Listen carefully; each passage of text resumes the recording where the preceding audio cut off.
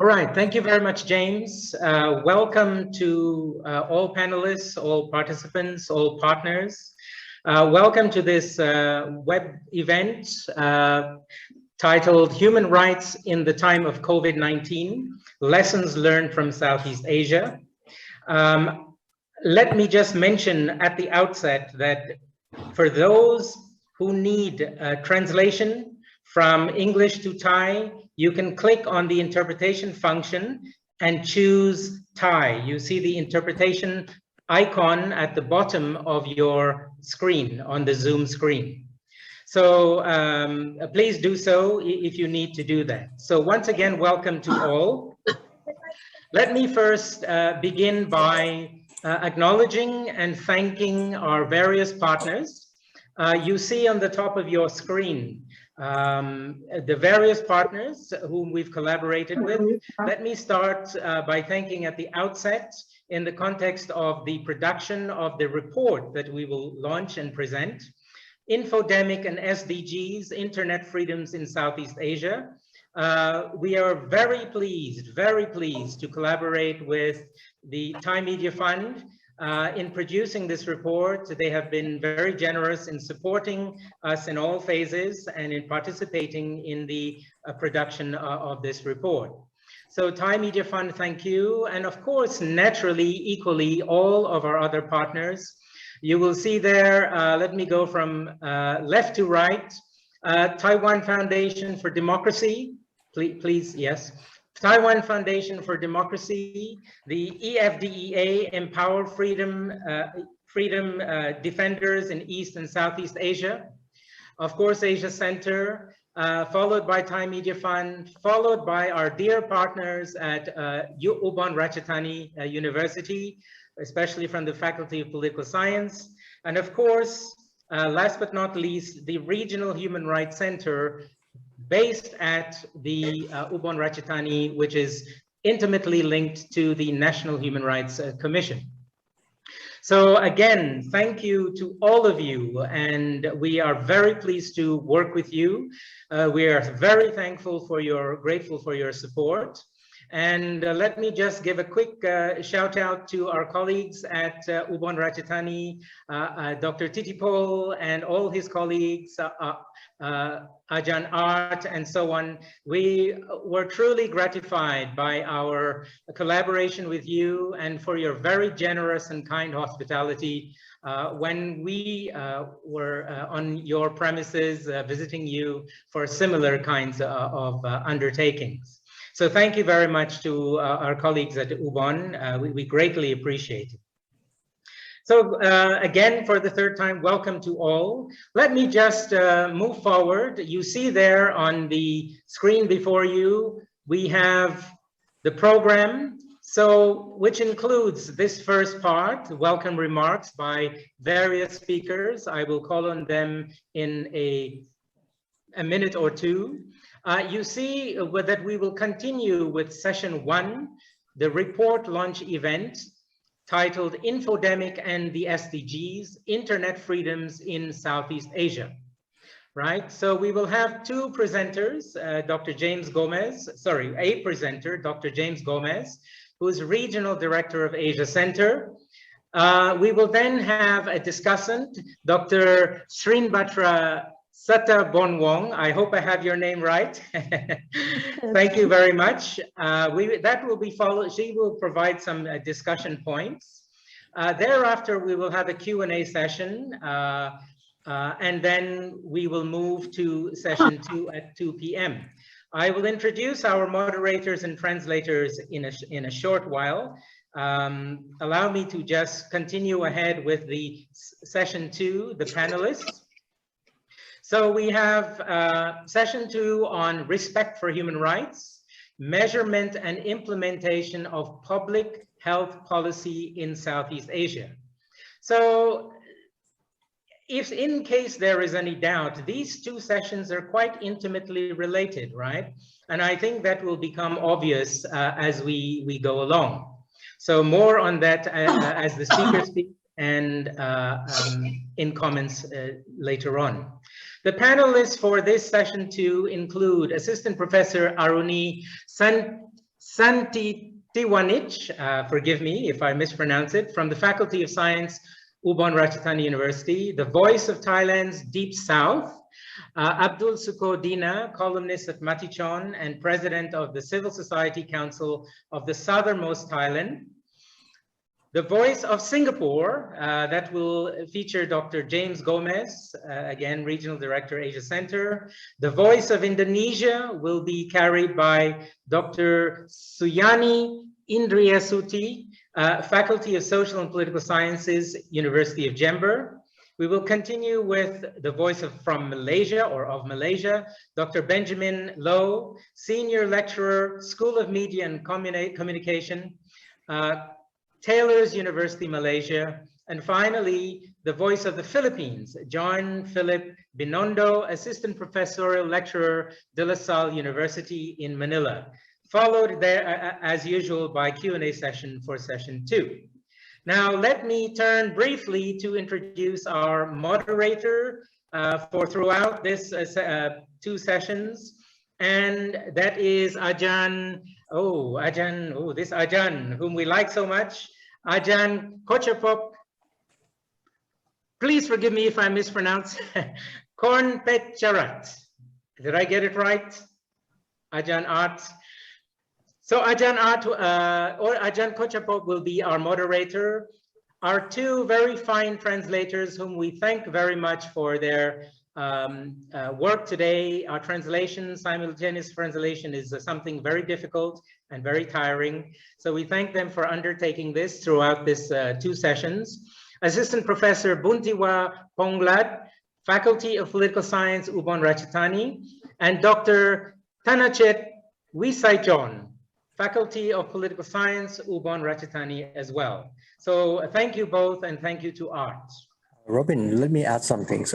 Any person who want to use the translation functions, please click on the interpreter and choose the English room.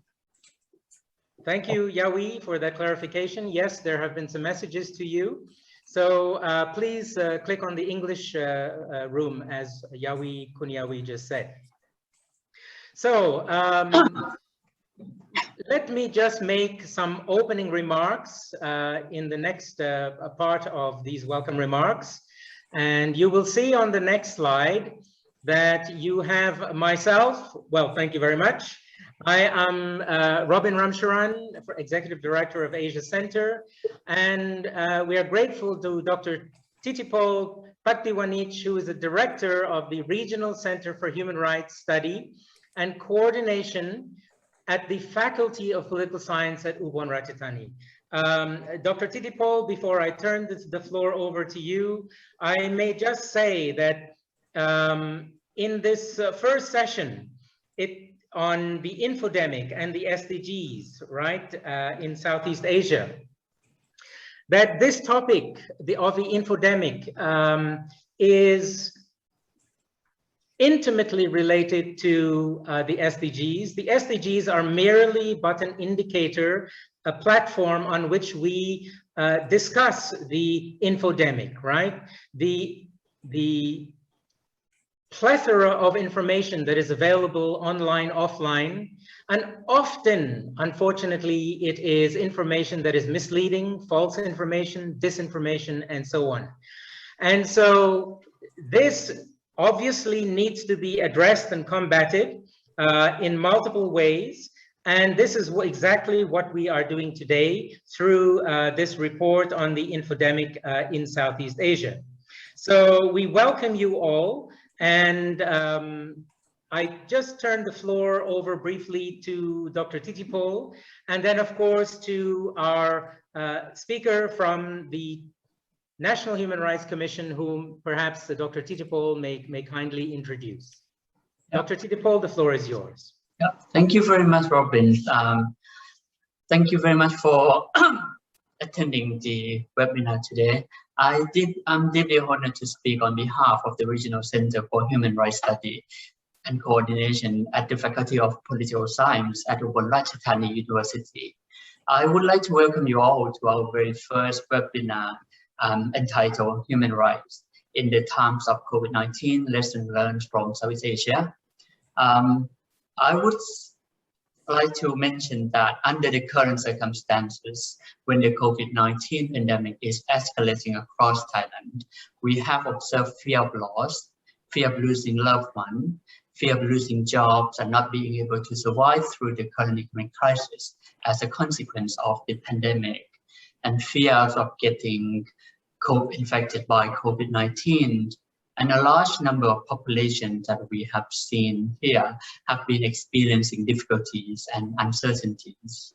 And some of them having been living in constant state of anxiety, especially rural vulnerable populations in Isan or northeastern region of Thailand, where our center is actually located and is actually on the border of Thailand and Laos.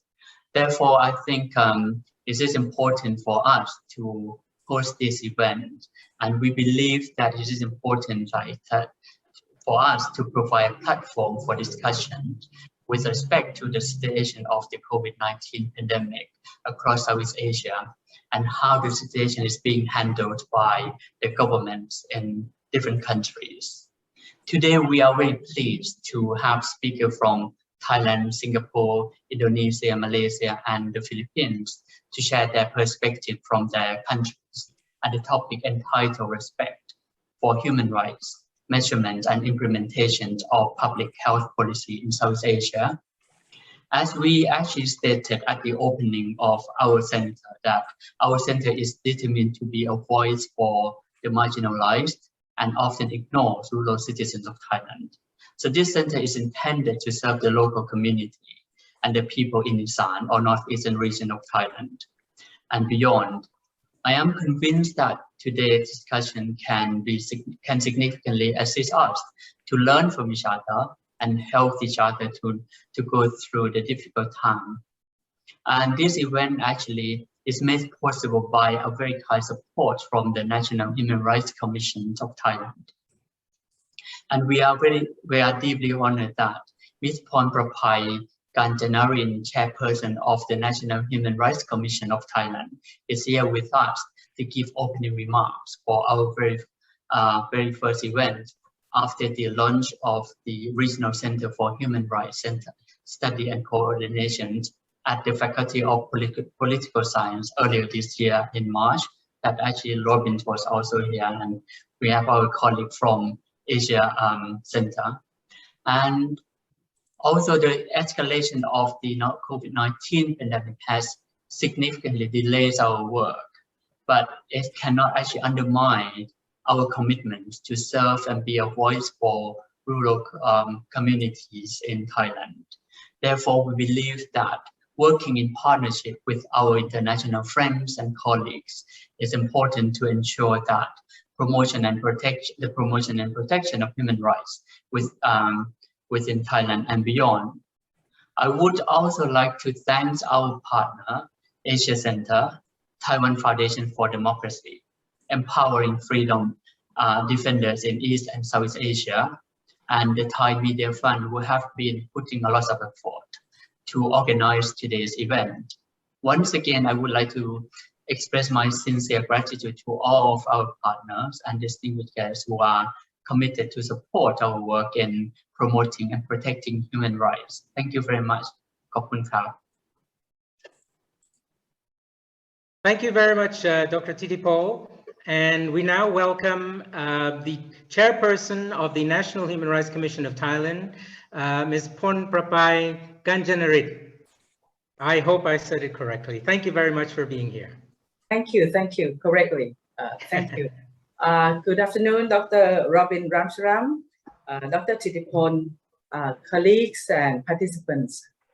For the benefit of most participants who happen to be in Thailand, I would present my opening remarks in Thai with the help of the interpreter. I suppose that you have this service in place already. So let me just start formally now. เรียนท่านคณบดีคณะรัฐศาสตร์มหาวิทยาลัยอุบลราชธานีท่านกรรมการบริหารเอเชียเซ็นเตอร์ท่านคณาจารย์และนักศึกษามหาวิทยาลัยอุบลราชธานีและผู้เข้าร่วมการเสวนาทุกท่านนะคะ ดิฉันในนามของคณะกรรมการสิทธิมนุษยชนแห่งชาติหรือกสมนะรู้สึกยินดีเป็นอย่างยิ่งและก็ขอบคุณทุกท่านที่ได้สละเวลามีค่ามาร่วมการเสวนาในวันนี้นะคะก็อย่างที่ทราบกันเนื่องจากสถานการณ์แพร่ระบาดของไวรัสโคโรนาทั้งโลกและภูมิภาคโควิดนะคะแล้วโดยเฉพาะในภูมิภาคเอเชียตะวันออกเฉียงใต้ในช่วงนี้เนี่ยการกำหนดมาตรการทางสาธารณสุขเพื่อป้องกันการแพร่ระบาดของโรคระบาดการที่ประชาชนต้องเผชิญกับปัญหาและยังคงต้องถูกจำกัดสิทธิเสรีภาพบางประการก็ส่งผลให้หลายประเทศเนี่ยโดยเฉพาะในภูมิภาคเอเชียตะวันออกเฉียงใต้ต้องเผชิญกับความท้าทายในการที่จะบูรณาการมิติด้านสาธารณสุขเข้ากับมิติทางด้านสิทธิมนุษยชนที่ต้องเคารพต่อสิทธิของประชาชนนะคะกสม.หรือคณะกรรมการสิทธิแห่งชาติเนี่ยในฐานะสถาบันหลักสิทธิมนุษยชนแห่งชาติของประเทศไทยก็เราก็มีหน้าที่และอำนาจตามรัฐธรรมนูญปี 2560 นะคะแล้วก็พรบประกอบรัฐธรรมนูญซึ่งเกี่ยวกับกสม.โดยตรงปี 2560 เช่นกันนะคะในการที่จะสร้างเสริมให้ทุกภาคส่วนของสังคมให้ตระหนักถึงความสำคัญของสิทธิมนุษยชนส่งเสริมและเผยแพร่ให้เด็กเยาวชนแล้วก็ประชาชนทั่วไปเนี่ยตระหนักถึงสิทธิมนุษยชนแล้วก็ให้ตระหนักว่าทุกคนต้องมีความทัดเทียมกันและเคารพในสิทธิมนุษยชนของคนอื่นซึ่งอาจจะแตกต่างกันในทางวัฒนธรรมประเพณีวิถีชีวิตและศาสนารวมทั้งก็ต้องส่งเสริมความร่วมมือและการประสานงานระหว่างหน่วยงานภาครัฐองค์กรเอกชนแล้วก็องค์กรระหว่างประเทศในด้านสิทธิมนุษยชนนะคะซึ่งการดำเนินการดังกล่าวเนี่ยจะบรรลุผลอย่างมีประสิทธิภาพก็ต้องได้รับความร่วมมือจากทุกภาคส่วนค่ะของสังคมซึ่งในส่วนนี้เราก็จะมีหลายอันมียุทธศาสตร์ชาติพศ 2580เนี่ยยุทธศาสตร์ชาติอันใหญ่เลยนะคะด้านการพัฒนาและเสริมสร้างศักยภาพทรัพยากรมนุษย์นะคะเพื่อเสริมสร้างสภาพแวดล้อมที่จะเอื้อต่อการพัฒนาแล้วก็เสริมสร้างศักยภาพทางด้านทรัพยากรมนุษย์นะคะด้านการสร้างโอกาสและความเสมอภาคทางสังคมในการที่จะลดความล้ำสร้างความเป็นธรรมในทุกมิติเพื่อให้สอดคล้องกับบทบัญญัติและหน้าที่อำนาจดังกล่าวนะคะแล้วก็ในสถานการณ์สิทธิมนุษยชนในปัจจุบันของประเทศไทยดิฉันในฐานะประธานกสม.เนี่ยแล้วก็กรรมการสิทธิทุกคนเนี่ยก็ได้ร่วมกันวางนโยบาย5ประการนะในการที่จะคุ้มครองสิทธิมนุษยชนโดยจะมุ่งเน้นการคุ้มครองสิทธิมนุษยชนด้วยความรวดเร็วและเป็นธรรมนะคะและส่งเสริมวัฒนธรรมการเคารพสิทธิมนุษยชนการสร้างและสนับสนุนกระบวนการความร่วมมือขององค์กรเครือข่ายทั้งในประเทศและก็ต่างประเทศนะคะการพัฒนาสำนักงานกสม.ของเราเนี่ยให้สู่การเป็นองค์กรที่มีสมรรถนะสูงแล้วก็สร้างความเชื่อมั่นต่อบทบาทของกสม.ในระดับสากลนะคะทั้งนี้รูปแบบในการประสานการทำงานร่วมกันในระดับเครือข่ายซึ่งเป็นนโยบายหนึ่งของกสม.ชุดปัจจุบันเนี่ยจะดำเนินการอย่างมีประสิทธิภาพและเป็นรูปธรรมได้ก็ต้องใช้วิธีการดำเนินการในรูปแบบของศูนย์ศึกษาและประสานงานด้านสิทธิมนุษยชนในระดับภูมิภาคนะคะในสถาบันอุดมศึกษาซึ่งตอนนี้ก็มีอยู่12แห่งนะคะได้ร่วมดำเนินการในภารกิจการส่งเสริมการดำเนินกิจกรรมเพื่อสร้างความรู้ความเข้าใจอย่างทั่วถึงเฝ้าระวังเหตุการณ์หรือสถานการณ์สิทธิมนุษยชนและประสานการคุ้มครองสิทธิมนุษยชนในเบื้องต้นซึ่งศูนย์ศึกษาณมหาวิทยาลัยอุบลราชธานีเนี่ยก็เป็น1 ใน 12แห่งที่ได้ร่วมดำเนินการกับกสม.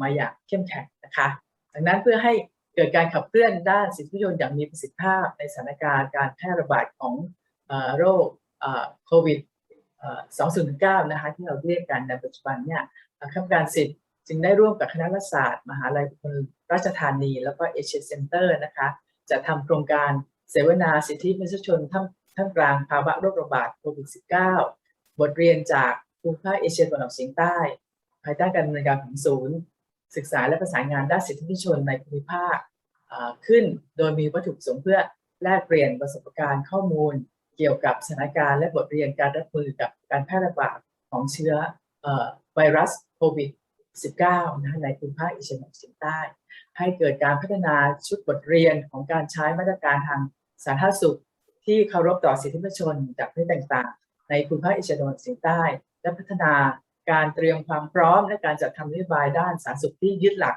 สิทธิมนุษยชนนะคะก็นะคะตอนนี้ก็ได้เวลาที่สมควรแล้วดิฉันก็ขอเปิดการเสวนาโครงการเสวนาสิทธิมนุษยชนท่ามกลางภาวะโรคระบาดโควิด -19 บทเรียนจากภูมิภาคเอเชียตะวันออกเฉียงใต้นะคะภาย ด้านการดำเนินงานของศูนย์ศึกษาและประสานงานด้านสิทธิมนุษยชนในภูมิภาคณมหาวิทยาลัยอุบลราชธานีแล้วก็ขออวยพรให้การเสวนาในครั้งนี้เป็นไปด้วยความเรียบร้อยและบรรลุตามวัตถุประสงค์ที่มุ่งหวังทุกประการขอบคุณค่ะ Thank you. Back to the moderator. Thank you. Thank you very much, Madam Chairperson. Thank you. Thank you very much, Madam Chairperson. You're welcome. Yes. Let me now turn the floor over to our moderator, Kun Art, Ajahn Art, who will very quickly introduce our next speaker. So hi everyone. So the next session is the first session. So we'll begin with. So I would like to introduce two of the speakers. The first session. The first one is Dr. James Gomez, Regional Director of Asia Centers, and followed by the discussants about SDG reports, Dr. Sirin Patra Sathapornwong, Faculties of Political Science, Ubon Ratchathani Universities. We will provide about infodemics and SDGs, Internet freedoms in Southeast Asia. Okay. Thank you very much, Art, and good afternoon to all speakers, guests who made the welcome remarks, as well as participants. It's our pleasure as I show you the slide for this report, Infodemic and SDGs, Internet freedoms in Southeast Asia. We are speaking about human rights and what is the key impact in terms of COVID-19. What is the one thing that COVID-19, has affected across the region? It is the production of massive amount of misinformation that we have termed as infodemic. And infodemic has an impact on rights. And that particular right is the right to accurate information. So in short, the bulk of the report focuses on the infodemic's infringement of people's rights to accurate information during COVID-19, which is a very significant health crisis faced both in the region, in Thailand, and globally. So the report basically, looks at it, and the report will be available for download and reading, and you will receive the link in the chat group shortly. To kick off, let me, initiate a poll and just check with everyone present. What is your understanding of an infodemic? So in short, what is infodemic or what is an infodemic? So you have three choices. I welcome you very quickly to take part in the poll. We can also gauge, your understanding of the definition of infodemic. As you are, engaging with the poll, let me just define for you what are the types of COVID-19 related infodemic. The first thing I want to share with you is the types of infodemic during the COVID-19 is not constant. COVID-19, like the virus, like the bacteria, is a living organism. It evolves, it grows, it changes. Similarly, the COVID-19 infodemics also evolve. So one of the first things that we have witnessed at the start of the crisis is the origins of the crisis. So there was a lot of misinformation about where did the virus originate. Of course, we have heard the two popular theories. One, that it was from Wuhan, there was a laboratory leak. We also heard that it originated from the US. So you had all this kind of information. None of it has been substantiated fully today. We also had another form of infodemic that related to infections and deaths, how many were infected, how they were infected, how many died, where. This range of information, was circulating, and it evolved, as the virus deepened its presence within the community. We also heard, and this is a big thing in Thailand, bogus remedy. How do you cure COVID-19? Do you take ginseng? Do you do some magical rituals? Do you use some herbs? So all kinds of stuff, all kinds of theory was circulating about this type of COVID-19 related misinformation. And finally, vaccine. Which vaccine is good, which is better? Where can you get the vaccine?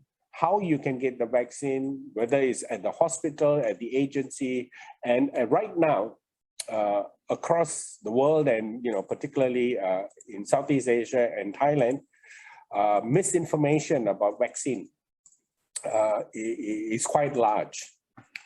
So I will just give you a snapshot of what it looks like in Southeast Asia. And I think this will be very relevant in terms of understanding the infodemic. So if you very quickly, I'll zoom in on the Philippines. For the Philippines, you will see they are affected by all forms of misinformation related to COVID-19. Now, we've derived this table by looking at various fact-checking organizations and institutions in the region. And we can see that Philippines, has, across the board. Now, let's look at Thailand. Where's the focus? Well, Thailand has most of it about infections and death, bogus remedies, as well as vaccine efficacy. I'll just point you, before I move off this slide, to Singapore. In Singapore, the key issue has been around vaccines. And the debate in Singapore has shifted because over 70% have now been vaccinated. So now the misinformation is about the benefits and disadvantages of those who are vaccinated and those who are not. So from this stage, we can see that COVID-19 has brought in infodemic, and the infodemic, there are different types, and they have not been constant across the last 18 months. And they have put a lot of damage and confusion for our right to accurate information. So that's a key message here. Now we also want to point out here that it's inaccurate to assume that infodemic only comes from the citizens. This is what governments worldwide and in the region, will have you believe. But really, governments are also contributing to the misinformation. And, without going into too much detail, I'm encouraging you to read the report where we cite many, many incidences across the region where governments themselves are responsible. We call it the Infodemic Politics, where, governments also, spread fake news and partly to shape the narrative because they don't want to be caught out that they are part of the severe mismanagement of the COVID-19 breakout, as well as possible remedies through the provision of vaccine. So how do we validate, this problem? So we validate this problem by turning to SDGs. We've taken the SDGs because this is a universal guide. All countries around the world subscribe to it. And also there are reports, primary data on which we can rely on to accurately develop a picture that infodemic has actually damaged our access to accurate information, especially around the pandemic. So now there are 17 SDG goals, and these are all publicly available, and Thailand has been very active in submitting reports to demonstrate its adherence or participation in evolving the SDG goals. But for the purposes of this analysis, I will be focusing on SDG 9 and SDG 16 because they are more relevant to information, and especially information that is transmitted online. So on to the next slide. So SDG 6.9, focuses, primarily on ICT, internet and connectivity. And I'll go on next to the next slide to show that under 9C of SDG 9, there are 4 components that one has to assess: connectivity, accessibility, the cost of the internet, and bandwidth. And using this to judge how Southeast Asia has fared, especially during COVID-19, will allow us to determine how good our connection is and how good this serves as a platform for us to access accurate information. Next, I look at the challenges within access to information.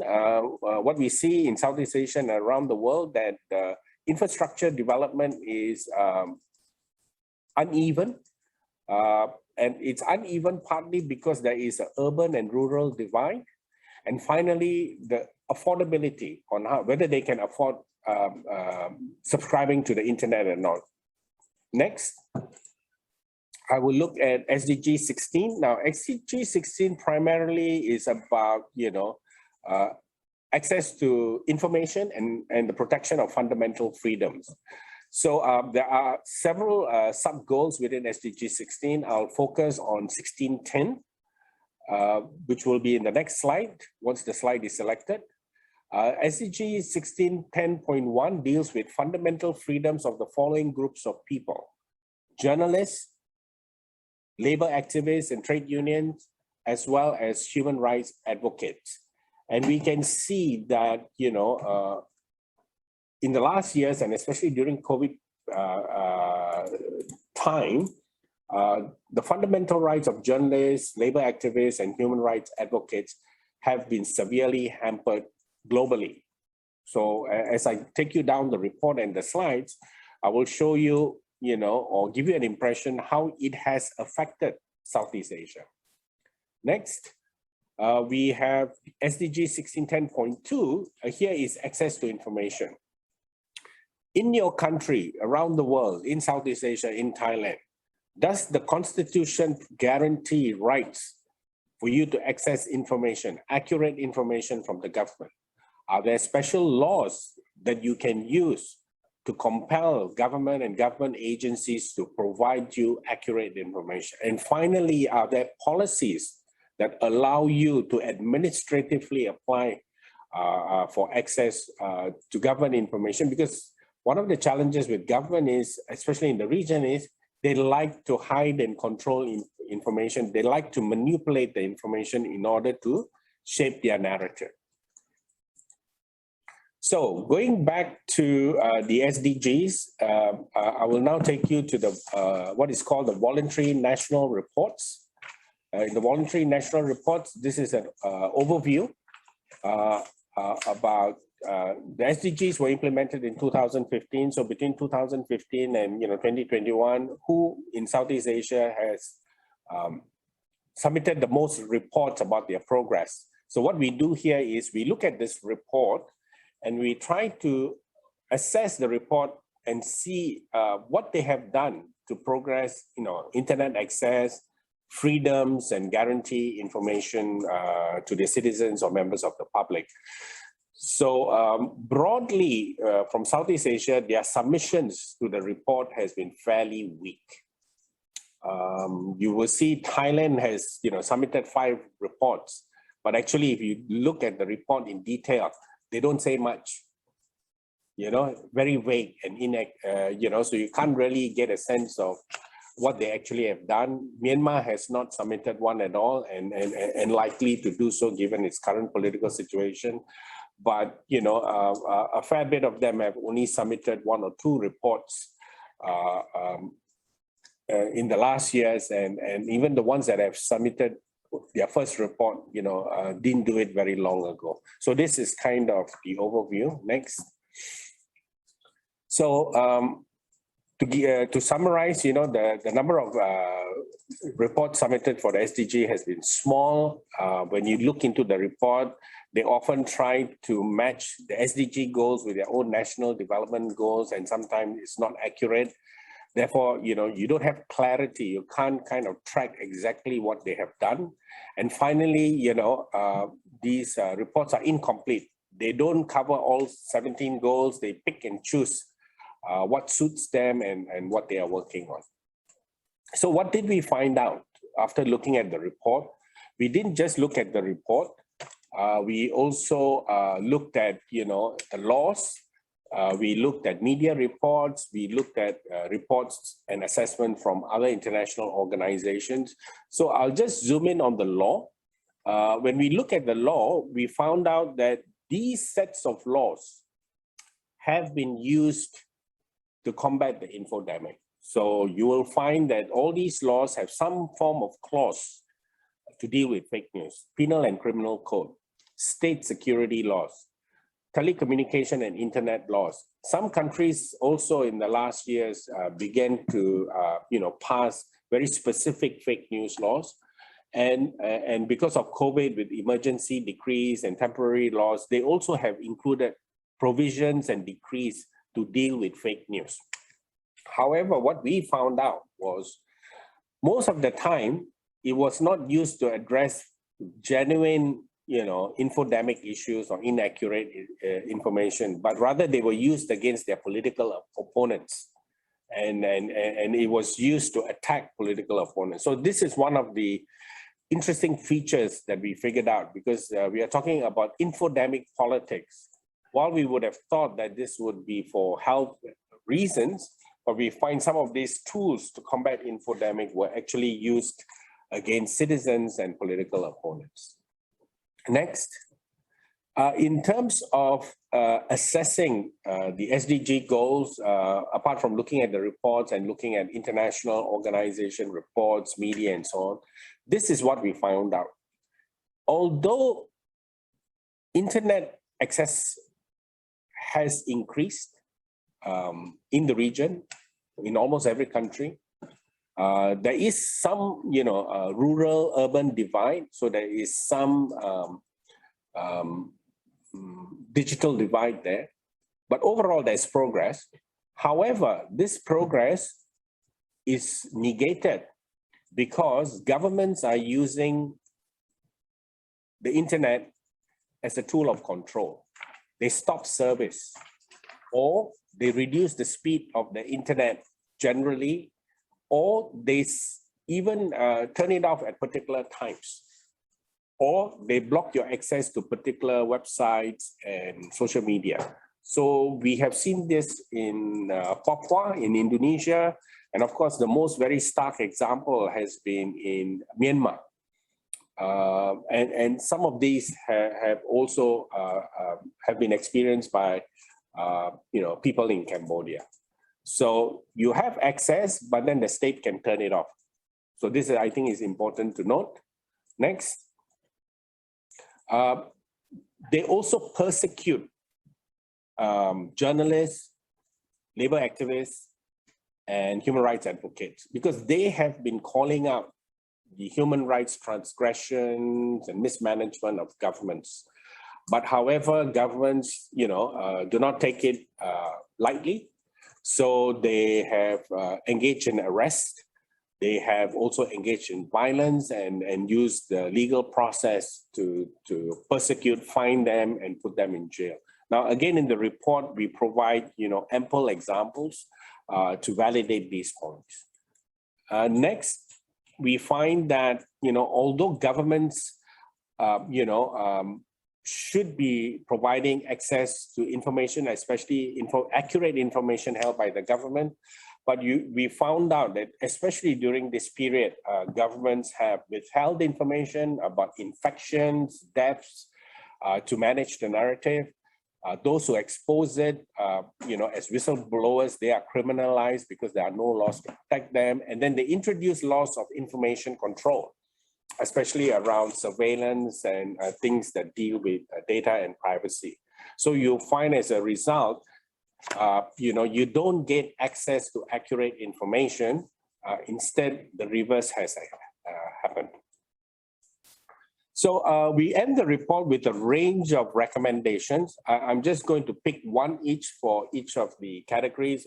For the UN, because the UN is the main agency, monitoring the progress of the submission of the reports, we asked the UN to articulate more accurately and assist states in, better progressing the targets for SDG 9C and 1610 that deal with, internet access and freedoms. We asked governments when they define laws, especially that deal with fake news, that they are accurate, sharp, and only relate to misinformation, and that the punishment are not harsh. And there may be rights to appeal and challenge, wrongful intervention. For technology companies, again, we want them to provide public access to information and also do some pushback against governments when governments ask them to deny their citizens or the public information on their platform, and also engage in promoting digital literacy to ensure, transparent processes before they ban or block accounts. And finally, civil society to engage in greater dialogue, awareness building, organizing activities about the impact of the infodemic and how accurate information is being hampered. So with that, I come to the end of the presentation. I will now move on to the next slide and invite Dr. Sirin Batra to perhaps react. Thank you very much. Thank you very much for your great presentation, Dr. Gomez. Hello, all participants. Sirin Batra Sathaporn from Faculty of Political Science, Ubon Ratchathani University. Let me share my screen, please.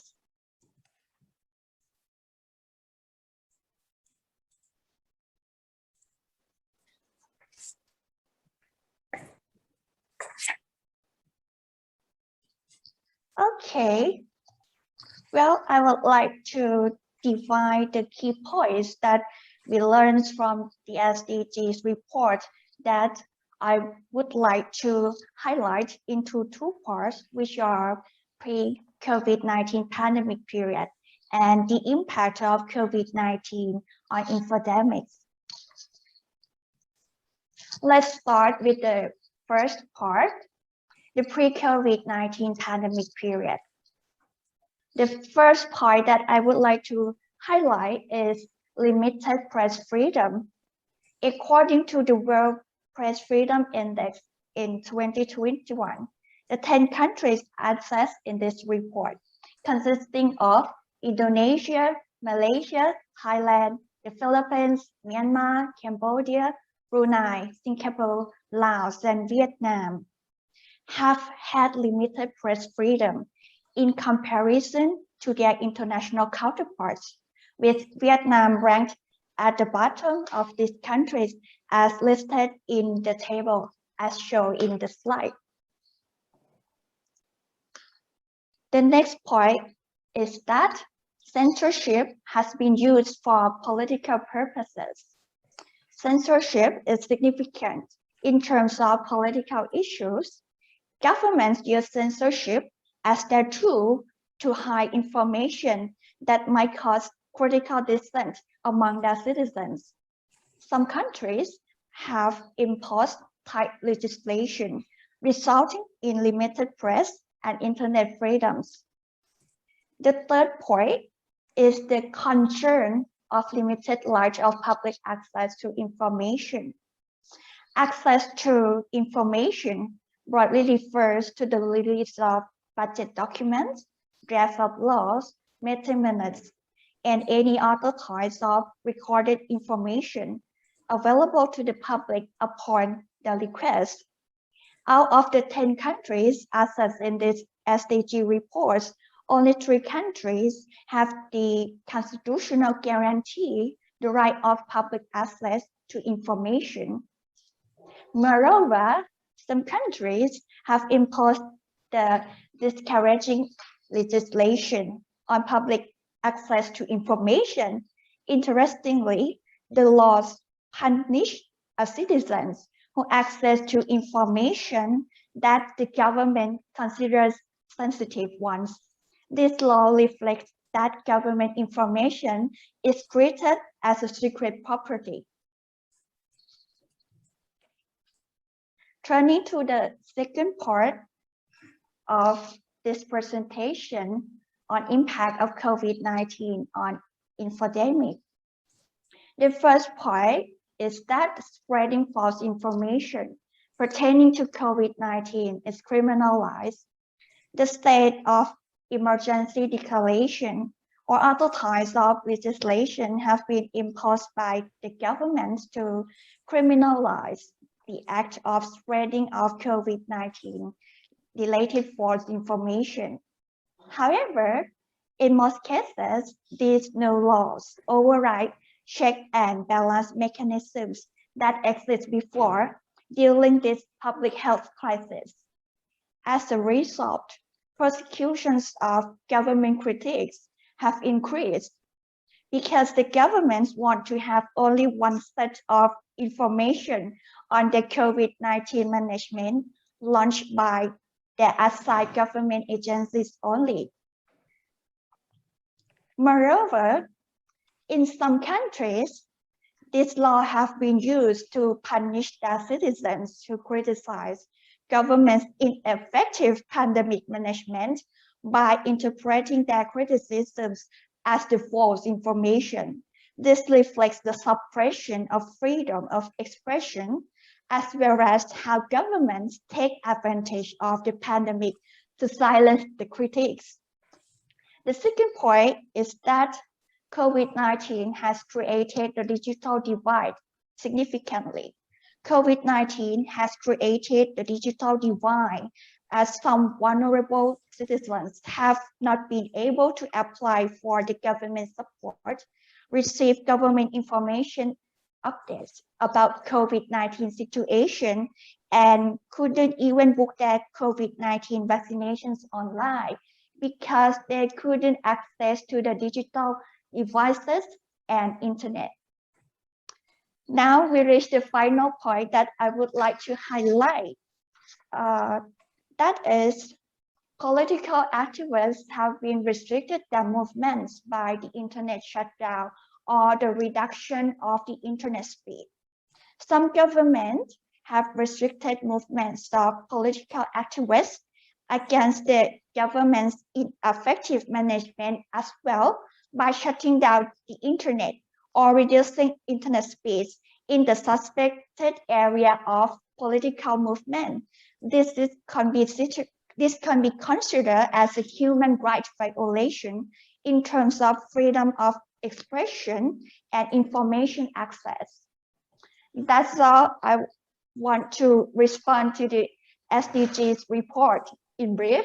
Next, I would like to ask Dr. Gomez only one question that I am really keen to find out the answer. In my own view, infodemics or false information or distorted ones actually could be generated by government agencies as well as other actors within the society. Do you have any other recommendations to tackle the infodemics while still keep maintaining the citizens' rights and freedoms? Thank you very much. Thank you, Minnie, for your fine review of the report. Grateful for that. And thank you also for your intriguing question, which challenges the set of recommendations that we already have.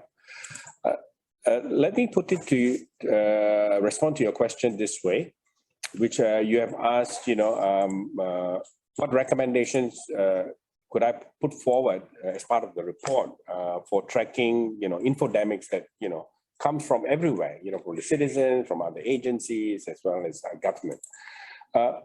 Let me start by saying what's in place now. In the early part of the, move to misinformation, right, as social media increased, what was fashionable was, fact checking.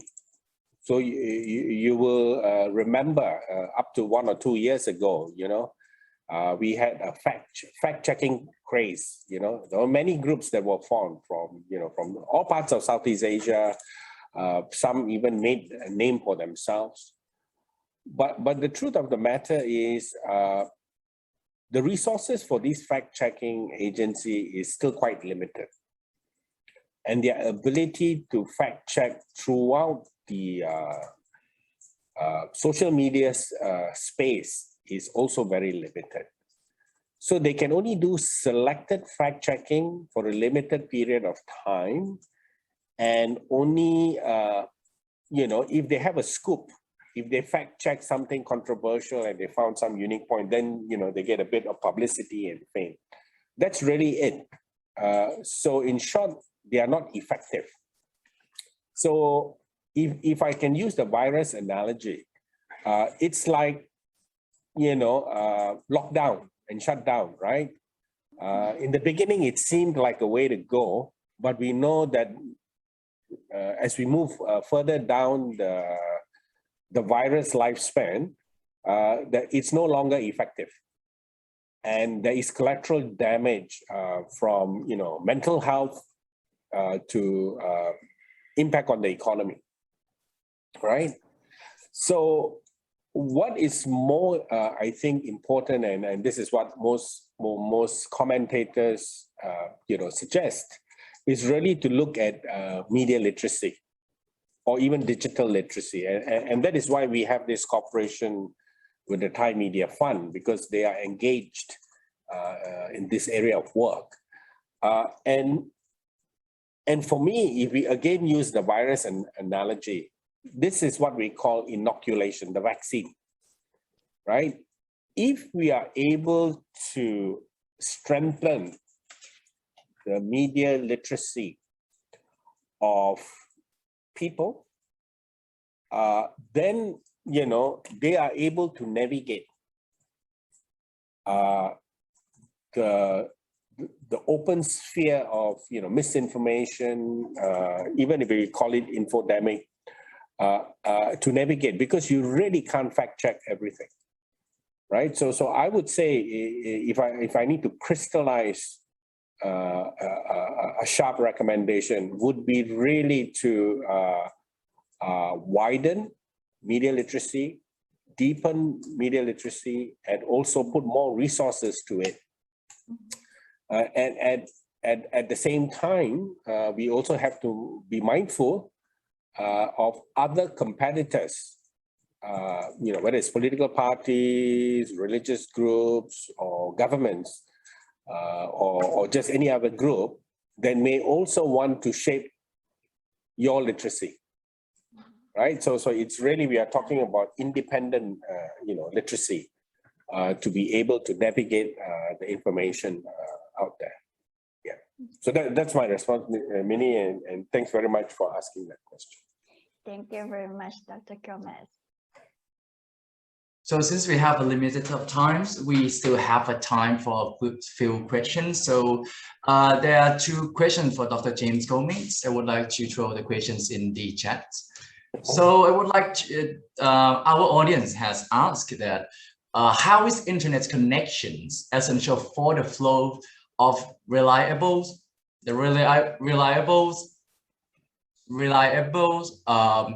for the flow of the information about COVID-19?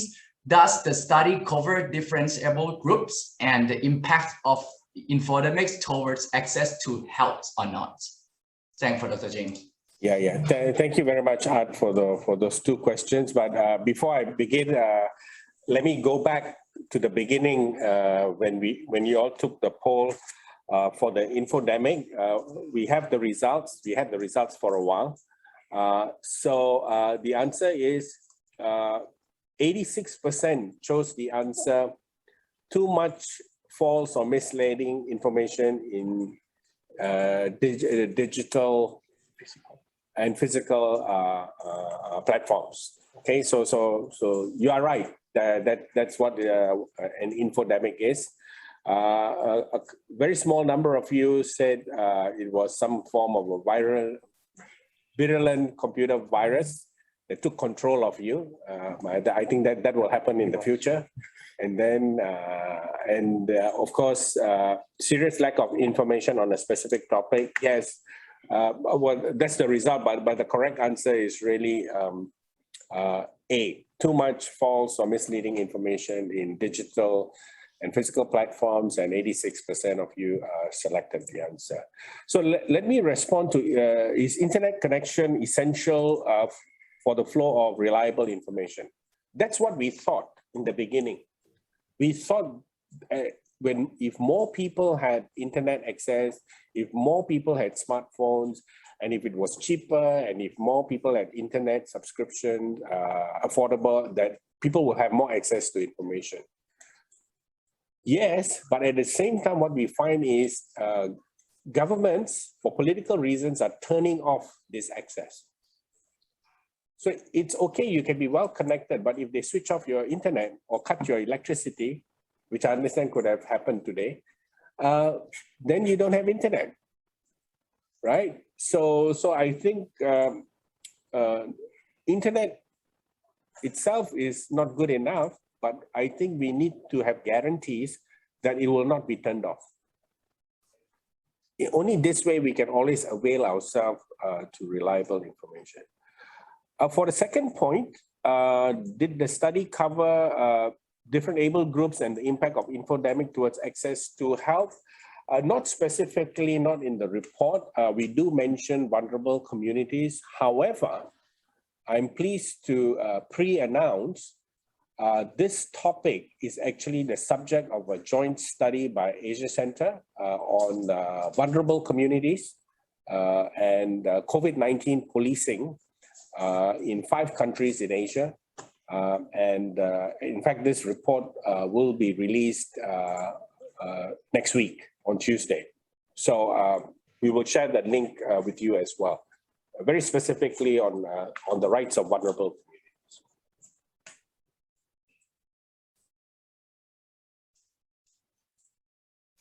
So thank you for the answering. So we appreciate any questions for our 2 speakers here.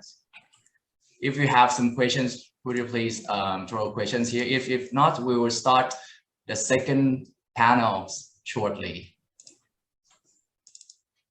So before we start the second panel, we will be grateful if you could, take a couple of minutes to fill in the survey questions, which are in your chat box now.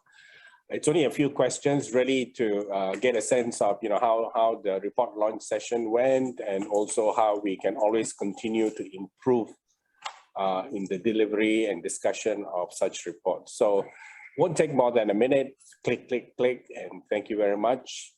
As I mentioned also that this is the report. This is the transition panel as Art gets ready to introduce session 2.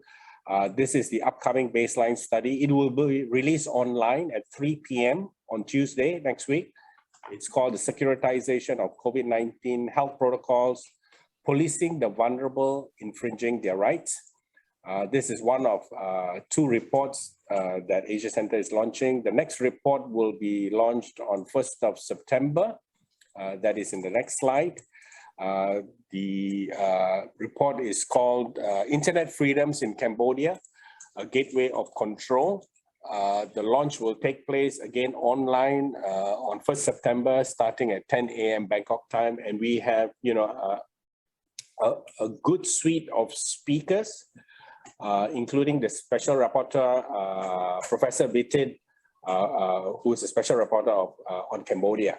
So 2 very exciting events. The links are sent to you on the chat group, so feel free to either access the reports or sign up for our next event.